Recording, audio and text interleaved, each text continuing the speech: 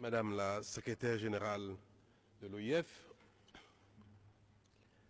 Monsieur le directeur régional, Madame la directrice régionale de l'OMS, Monsieur le directeur exécutif de l'ONU-SIDA, Monsieur le directeur général de l'ONUG, distingués participants, Mesdames et Messieurs, la cause qui nous réunit en cet instant dans cette salle est d'un paradoxe incroyable. Si l'on convient qu'un produit destiné à soulager, à guérir et à sauver la vie ne peut être que de qualité. Un médicament ne devrait faillir que par erreur ou par ignorance humaine. Jadis, l'homme ne pouvait, en toute conscience, commercialiser un poison pour un médicament. En autant, Mesdames et Messieurs, des produits fabriqués et commercialisés comme médicaments ne sont destinés ni à soulager, ni à guérir, si ce n'est exclusivement pour enrichir illégitimement et illicitement leurs auteurs. Mais le grand malheur est que ces pseudo-médicaments tuent en masse, compromettent l'efficacité des médicaments de qualité et ciblent sans pitié les pauvres, les plus pauvres. Mesdames et Messieurs, le fléau des médicaments est l'un des défis majeurs de notre génération. Et ce, toutes nations confondues, parce qu'à terme, si rien n'est fait, les maladies et les microbes invaincus et aguerris dans les pays pauvres ne manqueront pas de sévir dans tout le monde entier, partout sur la Terre. De ce point de vue, la réflexion à laquelle nous invite la présente rencontre me paraît impératif. Trouver coûte que coûte les voies et moyens pour un meilleur accès aux médicaments et aux produits médicaux de qualité dans les pays en développement, notamment sur le continent africain qui me concerne. Car malgré les mesures conventionnelles internationales, le fléau du faux médicament continue de faire des ravages au sein des populations en s'intensifiant. Près d'une décennie après l'appel de Cotonou, pour la lutte contre les faux médicaments, le trafic des médicaments et produits contrefaits ne s'est pas essoufflé, bien au contraire. Ceci à la faveur d'une meilleure organisation des réseaux criminels spécialisés et du coût élevé des médicaments, il faut le reconnaître, ce qui encourage ce crime. La présente conférence est une occasion privilégiée pour parvenir à l'adoption de mesures concrètes, en tout cas de propositions de mesures concrètes, permettant enfin d'inverser la tendance.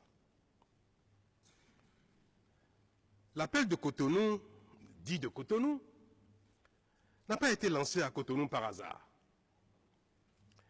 C'est parce que la capitale économique de mon pays, le Bénin, de par sa situation géographique favorable, figurait sur la liste des plateformes répertoriées dans le trafic de faux médicaments. S'il est malheureusement établi que, malgré le choix de Cotonou pour cet appel, le Bénin, mon pays, n'a pu faire grand-chose jusqu'en 2016, pardon. Mais il convient aujourd'hui de signaler que depuis 2 ans, mon pays s'est engagé courageusement dans l'éradication des circuits illicites de distribution de médicaments par une lutte implacable contre les trafiquants à qui l'arsenal en place au Bénin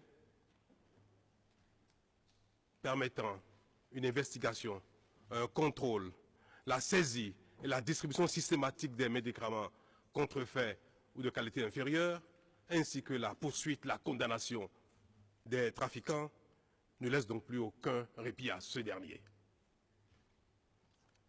La guerre que nous menons est loin d'être gagnée. Mais je peux vous assurer que nous avons déjà remporté de grandes victoires qui nous encouragent à aller loin.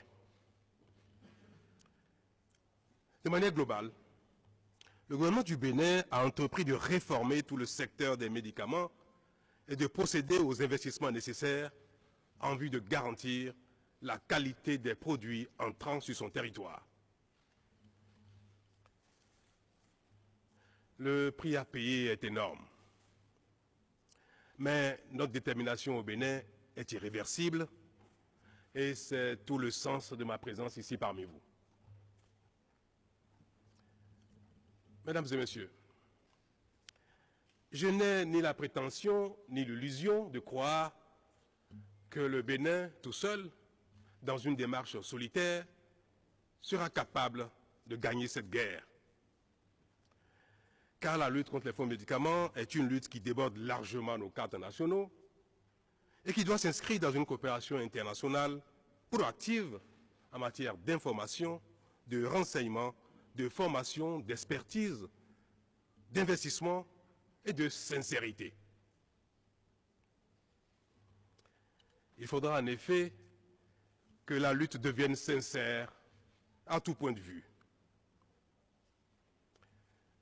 et que les grands laboratoires cessent de développer des chaînes de production exclusivement dédiées aux pays pauvres.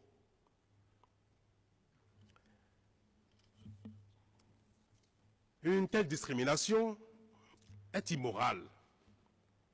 Elle viole l'éthique, côtoie pour le moins l'illicite et fragilise, dans tous les cas, notre lutte contre les faux médicaments.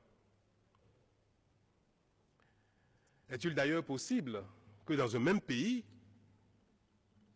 il y ait des médicaments produits pour les pauvres et non recommandés pour les riches? Pourquoi au plan international,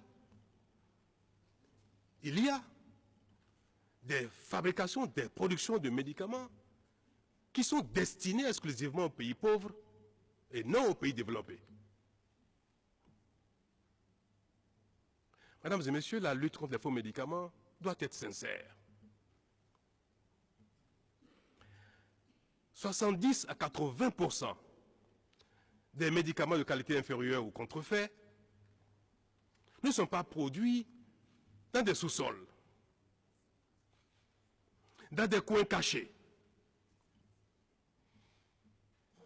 Ils sont produits dans des unités connues et dans les pays développés. Ils ne sont pas produits dans les petits pays, les pays pauvres. La lutte contre les faux médicaments n'est pas encore une réelle volonté des pays développés.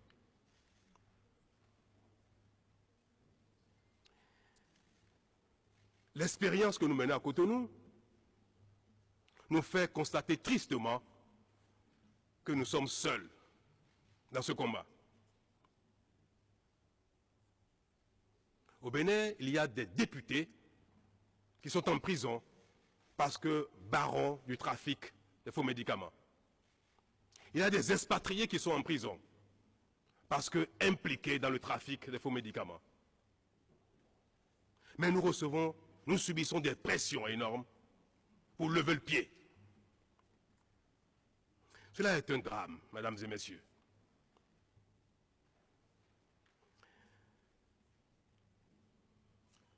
Le trafic des stupéfiants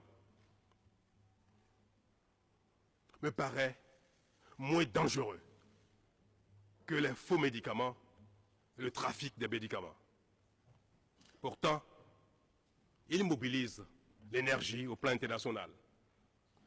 Pourquoi cela n'est pas possible, n'est-il pas possible en ce qui concerne les médicaments contrefaits ou de qualité inférieure?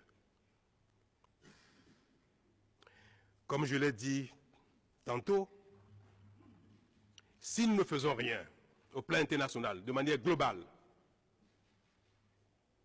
je vais bien le répéter, les maladies, les microbes invaincus et aguerris dans les pays pauvres vont sévir également, tôt ou tard, dans les pays riches.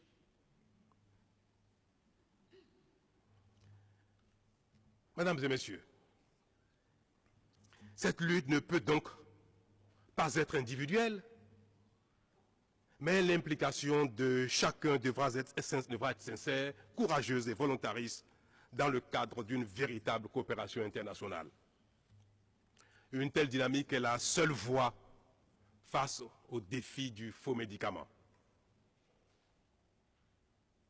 Je voudrais espérer, et je voudrais pouvoir souhaiter qu'à l'occasion de la présente conférence, la présente rencontre, nous ayons la volonté et le courage de faire des échanges francs, débouchant sur des recommandations concrètes et susceptibles d'efficacité afin que cette rencontre ne soit pas tout simplement une rencontre de plus en la matière. Je suis persuadé, néanmoins, chers participants, que la déclaration qui sera adoptée au terme de la présente rencontre répondra aux attentes et que des actions concrètes seront programmées pour la suite. Mesdames et messieurs, ceux qui sont déterminés à faire la lutte ont l'impression de faire un chemin tout seuls. Je voudrais que de cette salle, il soit donné un autre signal. Je vous remercie.